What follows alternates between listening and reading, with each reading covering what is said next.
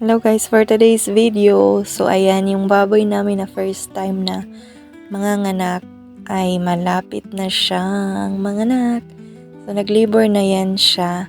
So palatandaan pag malapit na manganak yung baboy is mahilig siyang magsungkal. Tapos yung tae niya, konti-konti na lang. So maya-maya yung tae niya. So ayan dyan guys, hindi na siya mapakali kasi nga masakit na yung kanyang tiyan. At ito yung mga kulungan ng kanyang mga anak.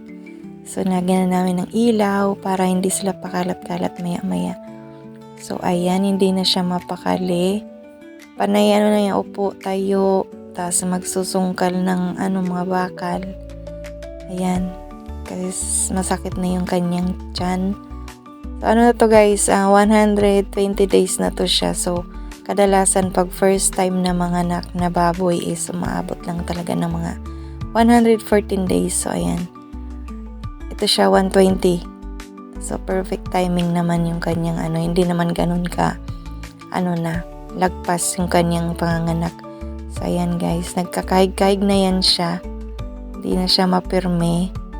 Ayan, nagsusungkit-sungkit na dun sa kanyang hinihigaan na semento. So, nakabartolina pala to yung inahin na to. Hindi ko na pala na-video guys yung panganganak kasi nga biglaan lang tsaka mabilis yung kanyang panganak. Sunod-sunod lang eh. So, sa parte na to guys ay nagpuputol na ng ngipin kasi pag bagong silang talaga yung mga biik, ang haba ng mga ngipin yan pangil. So, hindi naman sila pwede padidiin sa nanay pag mahaba yung ngipin kasi masasaktan yung nanay. Ayaw magpapadede. So, ayan, pinuputulan na ng ngipin. Ayan, nandiyan na sila. Sama-sama na silang lahat. So, natanggalan na ng pusod yan. Putulan na ng buntot. So, ayan, nagpainit-init na yan sila dyan. So, ayan, may ilaw kasi nilalamig yan sila.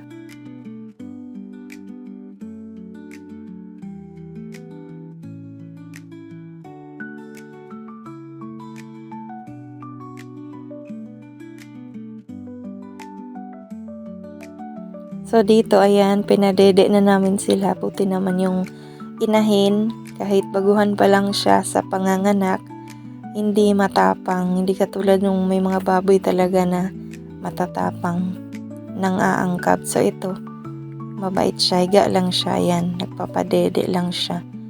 So, naka-voice over lang ako kasi nga maingay.